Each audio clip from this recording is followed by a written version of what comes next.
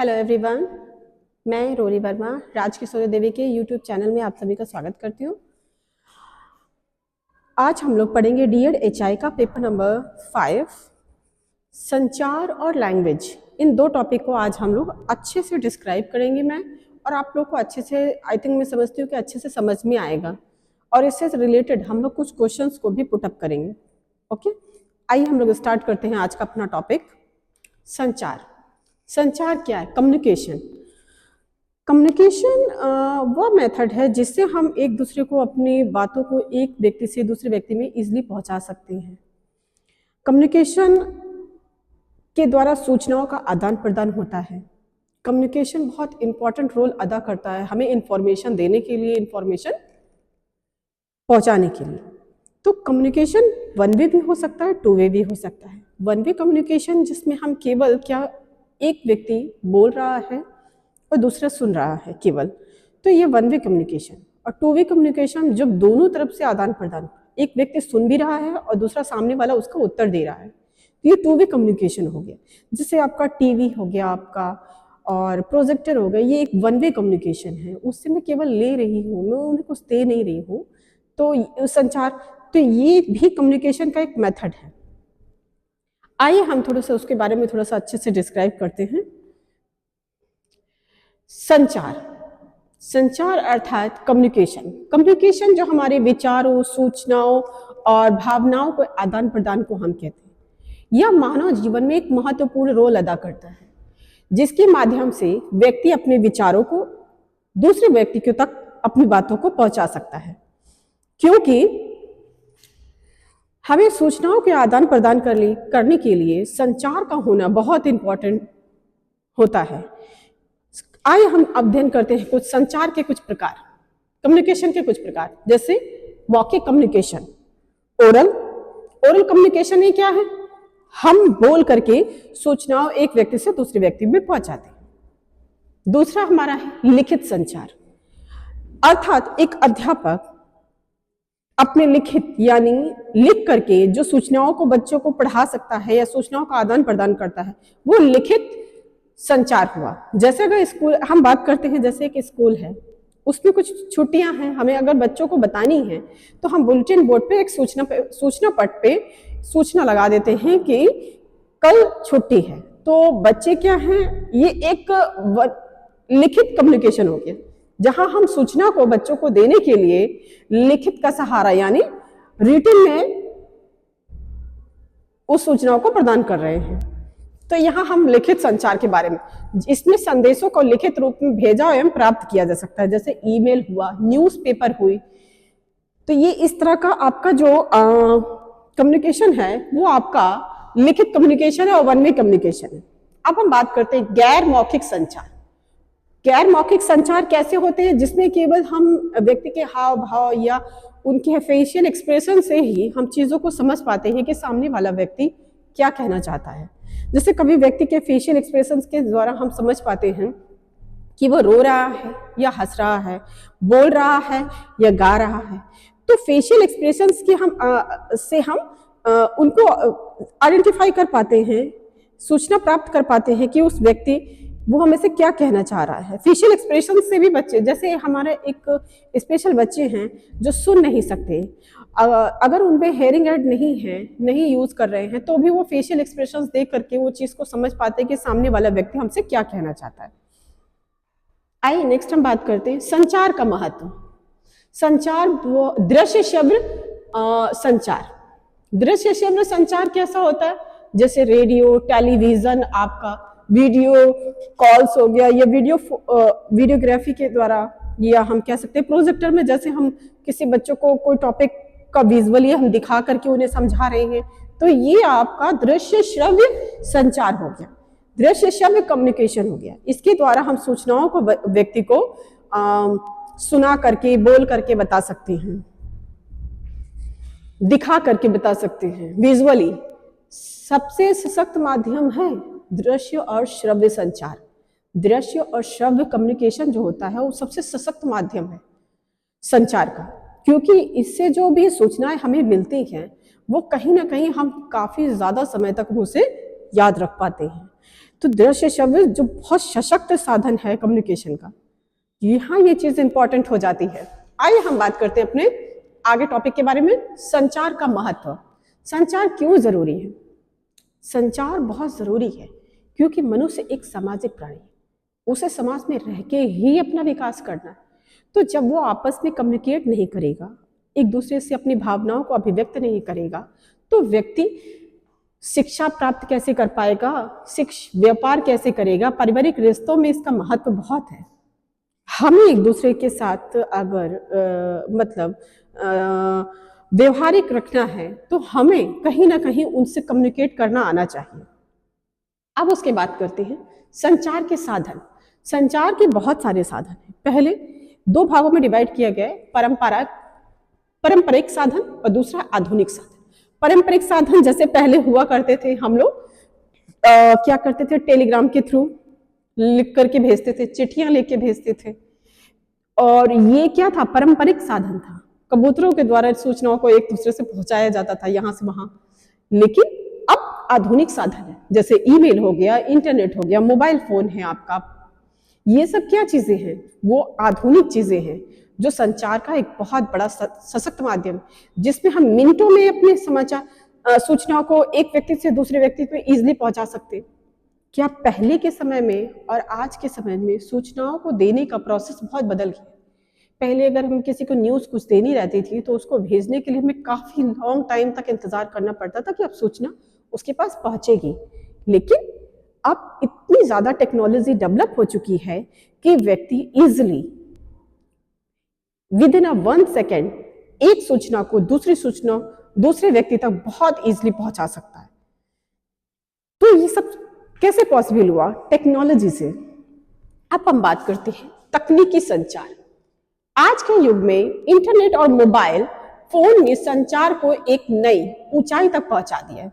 जैसे social media platform जैसे WhatsApp, Facebook, Instagram, ये सब चीजें क्या है? ये तकनीकी संचार है। इन्होंने संचार को एक नई ऊंचाइयों तक पहुंचाया है। इसमें अगर आप क्या हैं, एक प्लेटफॉर्म दे दिया उन्होंने व्हाट्सएप पे, फेसबुक पे और आपके इंस्टाग्राम को एक वैश्विक गांव में बदल दिया।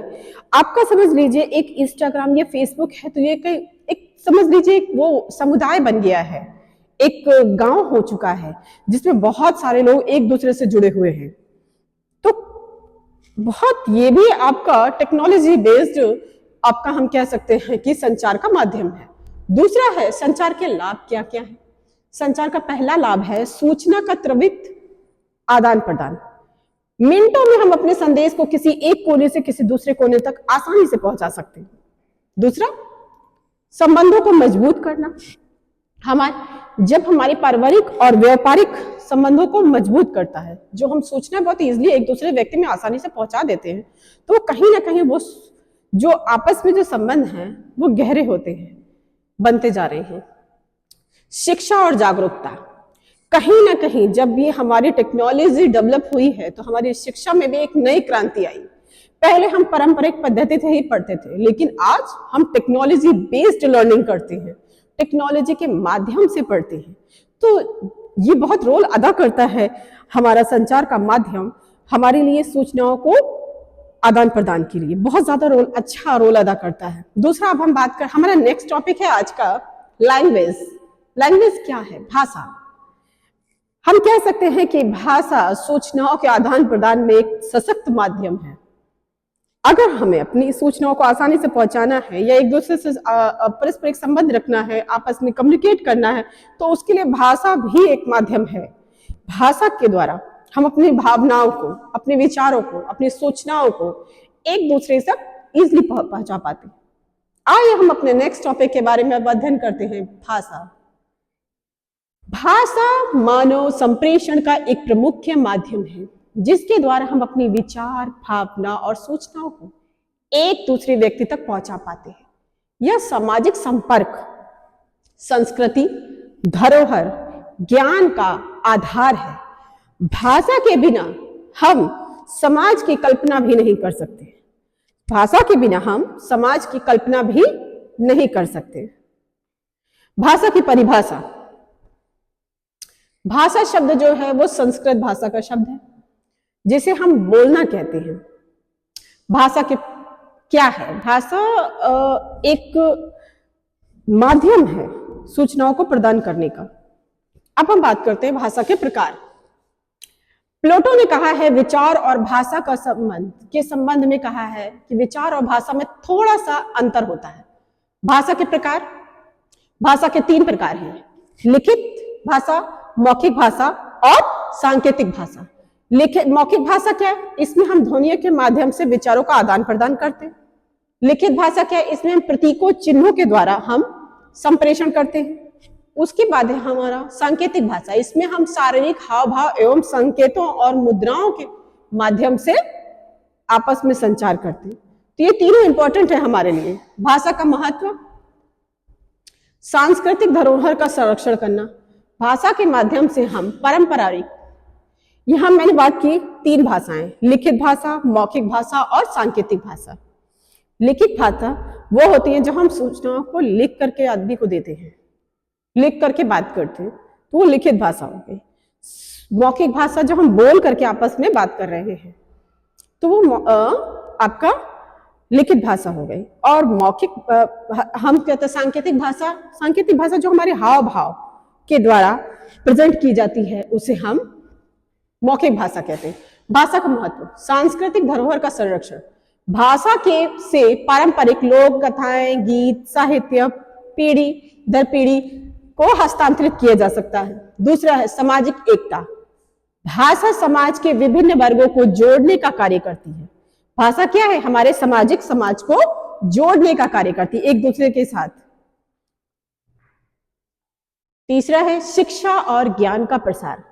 शिक्षा के माध्यम भाषा ही है जिसके द्वारा ज्ञान का संरक्षण होता है। शिक्षा और ज्ञान में भी भाषा का बहुत बड़ा रोल है, क्योंकि शिक्षा और ज्ञान के द्वारा ही हम भाषा को आपस में जोड़ करके रख सकते हैं। शिक्षा वो माध्यम,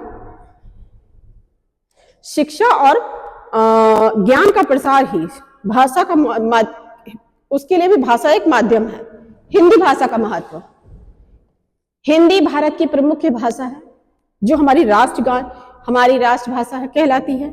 यह भाषा हमारे लिए बहुत सम्मानजनक है, स्वाभिमान और गौरव का प्रतीक है। हिंदी भाषा हमें विश्व में स्थान दिलाती है, नई पहचान दिलाती है। यह विश्व में सबसे ज्यादा बोले जाने वाली तीसरी सबसे महत्वपूर्ण भाषा है हिंदी भाषा। भाषा और समाज। भाषा और समाज के बीच एक अत्यंत घनिष्ठ संबंध है। समाज में होने वाले परिवर्तन का प्रभाव हमारे भाषा पे पड़ता है। भारत में ऐसी कई जगह हैं जहां पे अलग अलग भाषाओं को बोला जाता है। थोड़ी थोड़ी जगहों पे भाषा परिवर्तित होती रहती है। अब हम नेक्स्ट बात करेंगे। अब हम लोग इससे रिलेटेड क्वेश्चंस को हल करेंगे। जो हमने टॉपिक आज पढ़ा, संचार यानी कम्युनिकेशन और लैंग्वेज यानी भाषा। अब इन दोनों से रिलेटेड हम लोग इस टॉपिक को काफी अच्छे से समझा। बहुत शॉर्ट टॉपिक था, लेकिन हमारे एग्जाम के लिए बहुत इंपॉर्टेंट है। इससे रिलेटेड हम लोग कुछ क्वेश्चंस को हल करेंगे। पहला है हमारा ड्रेस कोड क्या है? संचार का एक उदाहरण बताइए। संचार का एक उदाहरण बताइए। संचार का एक उदाहरण बताइए। हमारा ड्रेस कोड संचार का एक उदाहरण है या क्या है? अशाब्दिक संचार है। नेक्स्ट, प्रेषक के संदेश की प्रतिक्रिया को कहा जाता है। प्रेषक के संदेश की प्रतिक्रिया को ऑप्शन नंबर ए है feedback, option number B feed forward, option number C feed in, option number 3 feed out. इसका सही आंसर होगा फीडबैक, प्रतिक्रिया। आइए हम अपने नेक्स्ट क्वेश्चन की तरफ बढ़ते हैं। संचार में आवाज, संचार में स्वर की आवाज, शरीर की भाषा, चेहरे के हाव भाव आदि शामिल हैं। यह किस प्रकार का संचार है? पहला मौखिक, दूसरा अशाब्दिक, तीसरा लिखित और चौथा दृश्य श्रव्य। इसका सही आंसर कौन सा होगा? इसका सही आंसर होगा ऑप्शन नंबर बी, अशाब्दिक। संचार में स्वर की आवाज, शरीर की भाषा, चेहरे के हाव भाव आदि शामिल हैं। यह किस प्रकार का संचार है? अशाब्दिक। नेक्स्ट क्वेश्चन है हमारा, जब प्रेषक प्राप्तकर्ता के बीच पृष्ठभूमि में की समानता होती है, जैसे उम्र, भाषा, राष्ट्रीयता, धर्म, लिंग, तब इसे हम इसके संदर्भ में कहा जाता है सामाजिक, पहला ऑप्शन, सांस्कृतिक दूसरा ऑप्शन, तीसरा ऑप्शन है शारीरिक, चौथा ऑप्शन है मनोवैज्ञानिक। B is the right answer, सांस्कृतिक। उम्र, राष्ट्रीय, धर्म, लिंग, तब इसे सामाजिक संदर्भ में कहा जाता है। क्वेश्चन नंबर 5, पत्र, ईमेल, टेलीग्राम उदाहरण हैं संदेश के, प्रतिक्रिया के, चैनल के, इनकोडिंग के। क्वेश्चन नंबर 5, इसका सही आंसर होगा चैनल के। ईमेल, पत्र, टेलीविजन उदाहरण है, टेलीफोन उदाहरण है चैनल के। क्वेश्चन नंबर 6, संचार प्रक्रिया में संदेश को वांछित प्रारूप में इनकोड करने के बाद इसे नामक माध्यम से स्थानांतरित किया जाता है। Option number A channel, option number B feedback, option number C receiver, option number D स्रोत। इसका सही आंसर होगा option number A channel. Question number 7, सूचना जो रिसीवर को हस्तांतरित की जाती है उसकी व्याख्या की जानी चाहिए, इस प्रक्रिया को कहा जाता है। इसका सही आंसर होगा ऑप्शन नंबर, पहला ऑप्शन है इनकोडिंग, दूसरा है डीकोडिंग, तीसरा है ट्रांसफॉर्मेशन, चौथा है फीडबैक। इसका सही आंसर है ऑप्शन नंबर बी डीकोडिंग। आइए हम लोग अपने नेक्स्ट क्वेश्चन की तरफ बढ़ते हैं। क्वेश्चन नंबर 8, संचार में बाधा उत्पन्न करने वाले कारकों को क्या कहा जाता है? पहला शोर, दूसरा चैनल, तीसरा ऑप्शन है फीडबैक और चौथा है इनकोडिंग। संचार में बाधा उत्पन्न करने वाले कारक में सबसे पहला कारक है शोर। A option is the right answer. शारीरिक हाव भाव और चेहरे के हाव भाव किस प्रकार के संचार का उदाहरण है? ऑप्शन नंबर ए मौखिक, ऑप्शन नंबर बी लिखित, ऑप्शन नंबर सी अशाब्दिक, ऑप्शन नंबर डी दृश्य और श्रव्य। शारीरिक हाव भाव और चेहरे के हाव भाव हमारे किस प्रकार के संचार के माध्यम हैं?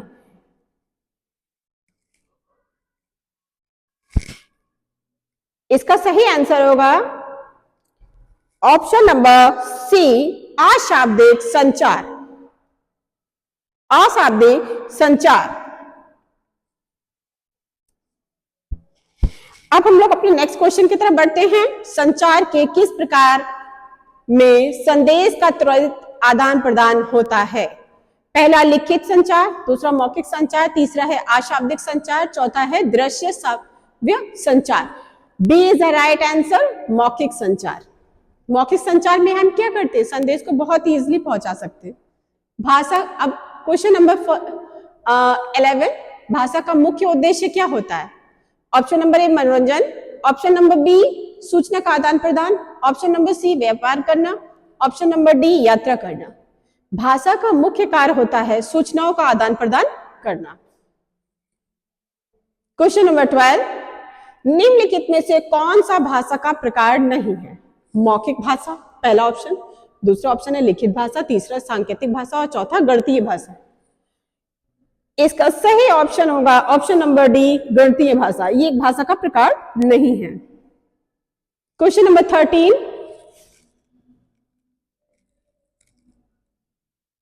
क्वेश्चन नंबर 13, शारीरिक हाव भाव और चेहरे के हाव भाव किस प्रकार की भाषा के उदाहरण हैं? पहला है मौखिक भाषा, दूसरा है लिखित भाषा, तीसरा है अशाब्दिक भाषा और चौथा सांकेतिक भाषा। बी शारीरिक हाव भाव और चेहरे के हाव भाव किस प्रकार का उदाहरण है?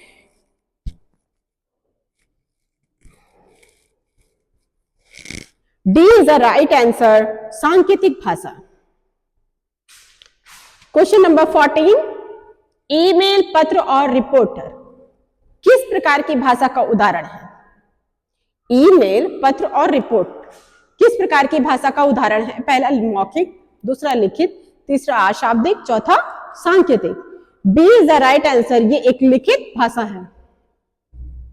भाषा के किस प्रकार में ध्वनियों के माध्यम से संप्रेषण होता है? पहला मौखिक भाषा, दूसरा लिखित भाषा, तीसरा अशाब्दिक भाषा और चौथा सांकेतिक भाषा। किस प्रकार में हम ध्वनियों का के माध्यम से संप्रेषण करते हैं? इसका सही ऑप्शन होगा मौखिक भाषा। Option number A is the right answer. अब हम बात करते हैं अपने नेक्स्ट क्वेश्चन की तरफ।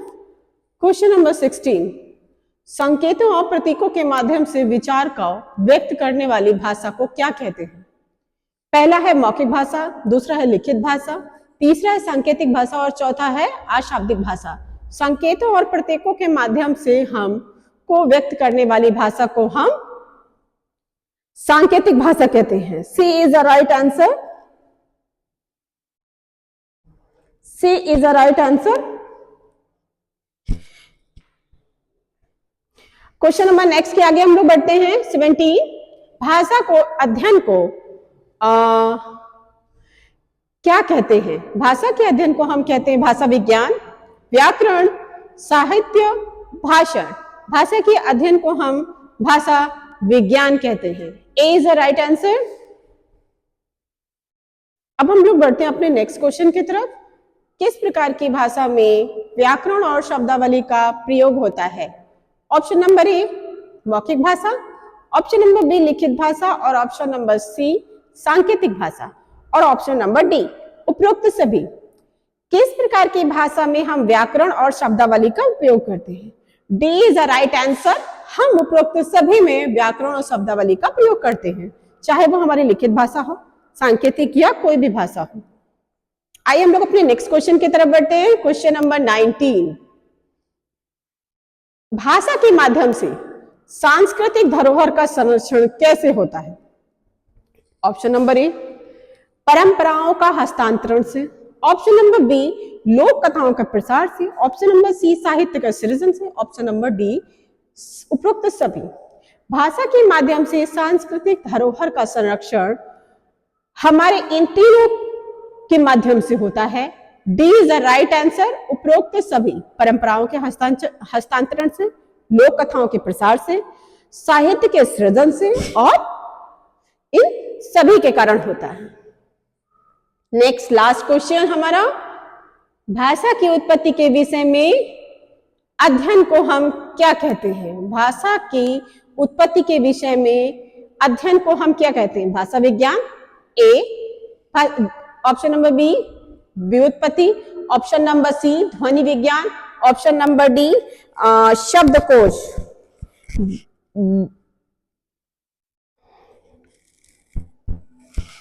B is the right answer. इसको भाषा विज्ञान की उत्पत्ति के विषय को अध्ययन को हम व्युत्पत्ति कहते हैं।